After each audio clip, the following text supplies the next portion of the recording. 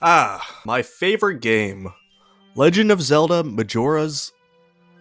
Today, I'm going to be beating Majora's Mask without using a single mask. And as always, I stream this challenge live on Twitch, so be sure to check that out, links in the description. Also, if you like challenge videos like this, hit that subscribe button so you don't miss out. Just like you'd imagine, unfortunately we start as Deku Link, but the rule is I can't use any transformation masks. So because I'm not technically using a mask right now, I need to do everything possible as Deku Link before turning back. After we get through a pretty normal first cycle, normally we would talk to the Happy Mask salesman, but like I said, we gotta make a few stops first. First, we're gonna play the Song of Inverted Time, then make our way out of Clock Town. Normally the guard is blocking us, but if we backwalk, we just walk straight past him. After leaving Clock Town, we go straight to the Southern Swamp. Our goal here is to get Sonata of Awakening and open Woodfall Temple. Then we can go back to the Happy Mask salesman. So I went and grabbed a bottle to do the boat tour just to find out the witch doesn't sell potions to Deku scrubs. So yeah, let's just leave your sister to die, I guess. But more importantly, we need another way in.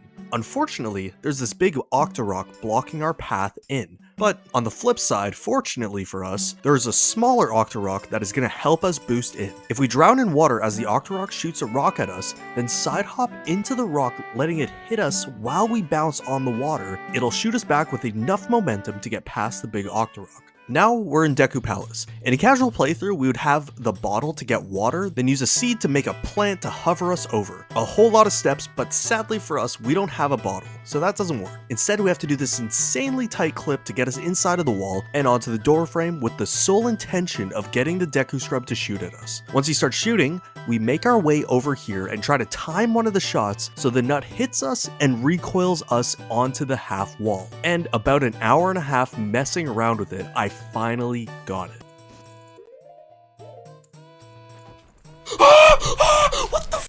Why did it hit me? But we got it about 10 minutes later, so that's cool. And we finally get Sonata of Awakening. So let's play Song of Time again, so we have more time to mess around. Then we do the Octo skip again, and get the Song of Soaring, which will be very important later on. Then get over to the Owl statue and play Sonata of Awakening. Now, the reason we're doing this as Deku Scrub is because we can't actually play Sonata of Awakening as Young Link to open Woodfall. So we have to do this now before entering as Young Link. And now we have to make our way back to the Happy Mask salesman. But first, we gotta get past the same Octorok again. And it's a little bit harder this time. We do the same boost that we did to get in, but this time we're gonna lure one of these dragonflies to this point of the map, walk off the ledge, drown Deku Link, and we want to time it so that when we get back up, the dragonfly hits us and shoots us back with enough speed to get past the Octorok. Way harder than the first one, if I do say so myself. But we finally get rid of this mask and never use it again. So now we can use bombs, and bombs open up the entire game. First trick we're gonna do is index warp. By bomb hovering over this load zone, we can hit the hidden owl statue, and the trick will let us warp anywhere we want, as long as we have the right pointer in the map.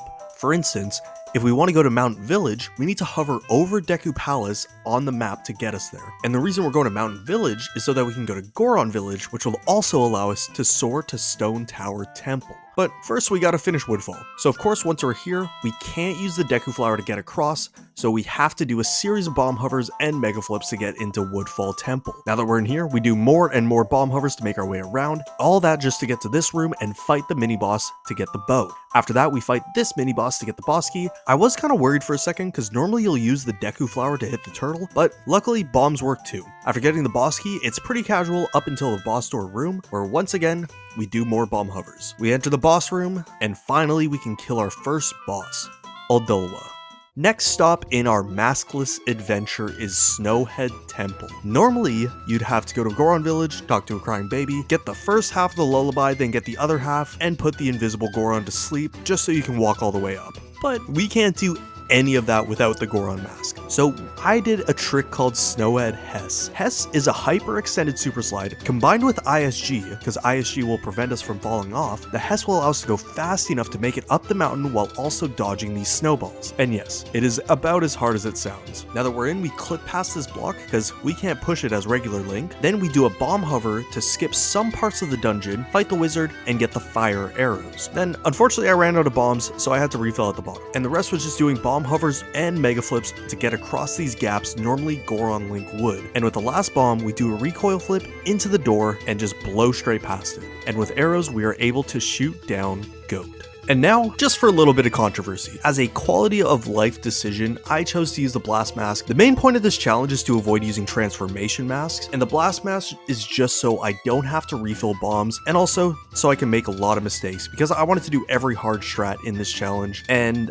I mess it up a lot. If you want to sharpen the pitchforks, light the torches, I don't blame you, but hopefully you can forgive me and also subscribe. Anyways, next stop in our semi-maskless adventure, we have Stone Tower Temple. This one is probably the hardest, because you pretty much need all 3 masks to beat it, but first, let's once again bomb hover across. Once we're inside, we're going to bomb hover over this light block and do an ocarina dive to swim to this room just to get a key. Then unfortunately, I almost soft locked myself, but we can drown ourselves, so it's not technically a soft lock. Then hover over the block again and hover over another one to get to the updraft room. Once we're here, we recoil flip and sadly died. So I had to do everything all over again. And then this time I decided to bomb hover up there instead, and I died again to the mini boss this time. So I hovered over both blocks again and got the recoil flip I was trying to do the first time, almost died again, but didn't, and got the light arrows. So I flipped Stone Tower. Normally we'd have to move the block out of the way, but instead we can do a bow extension and hit it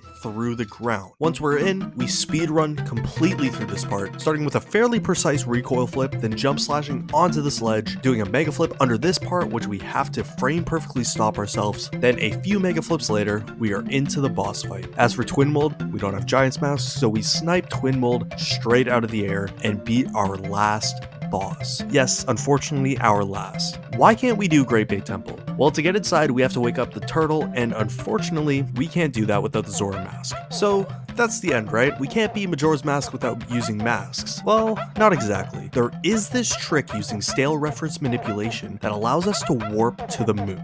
So let me explain. First, we go to Woodfall, then make our way to Deku Palace by doing some very laggy mega flips, and unfortunately falling into the poison water, but we get there. Once we get past these guards, we get ISG and enter and exit this area 6 times. Then on the 7th, we bomb hover onto the ledge, slash the specific pot, grab the magic, or else it'll crash, and get into this corner. Backflip and crouch stab right, side hop left, and shield turn up left to get this angle. Then bomb drop, go right about here, and on the second flash, we're gonna side hop right and mash A while holding target, which will do a super slide. Then this part isn't that precise, but for safety reasons, I decided to pause buffer, so we let go of target, and then at this frame, let go of shield, and now I have nothing, but it's actually the memory of a pot. Then I walk through the other side, do a slight left turn, which is called an S turn, and holding target, walk into this corner, throw the imaginary pot, and then avoid getting caught by all these other guards by bomb hovering over the wall, and get caught by this guard and this guard only, which will somehow send us to the moon. Very complicated, but also kind of cool. It took forever to do because the game kept crashing, but we're here. And the Majora's fight was just as hard, if not harder, because normally we'd use the Zora Boomerang in the first stage, but instead we had to use bombs, and for the rest we didn't have the health or fairies, so it took a few attempts to get it, but we finally beat the game without using any masks at all, except for one. Hope you all enjoyed the video. If you did, make sure to like, comment, and subscribe with notifications turned on so you don't miss out on any of the action. And as always, thanks for watching.